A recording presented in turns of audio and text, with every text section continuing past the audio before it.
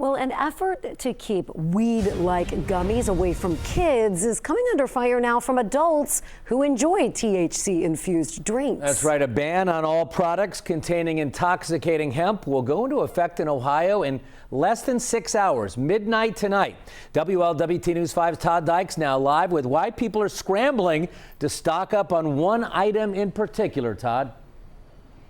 Yeah, Mike and Sheree, this is 50 West Brewing Company here off Wooster Pike, and the hottest seller here now is not a craft brew. It's a low-dose THC drink called Sunflower that's about to be taken off store shelves throughout Southwest Ohio.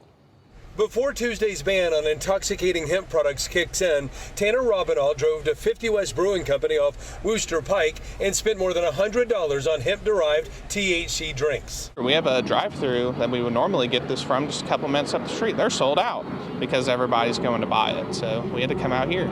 Robinaugh is among the 21 and older crowd who are not thrilled that beverages they're drinking in lieu of alcohol will be off store shelves for at least 90 days. Not happy about the ban. 5 days ago, Mike DeWine said he's using his power as governor to temporarily ban intoxicating hemp products throughout Ohio. DeWine focused primarily on the unregulated sale of weed-like gummies synthesized from hemp that are federally legal. DeWine said too many kids have been eating the marijuana-like candies.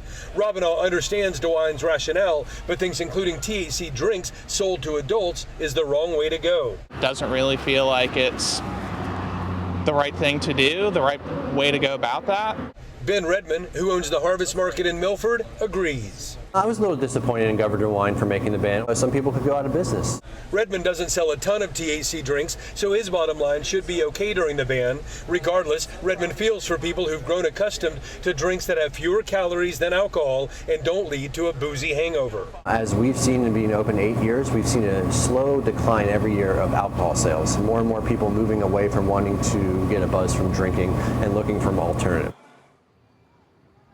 Now, the governor's ban on intoxicating hemp products does face multiple legal challenges, including from shopkeepers in Greater Cincinnati.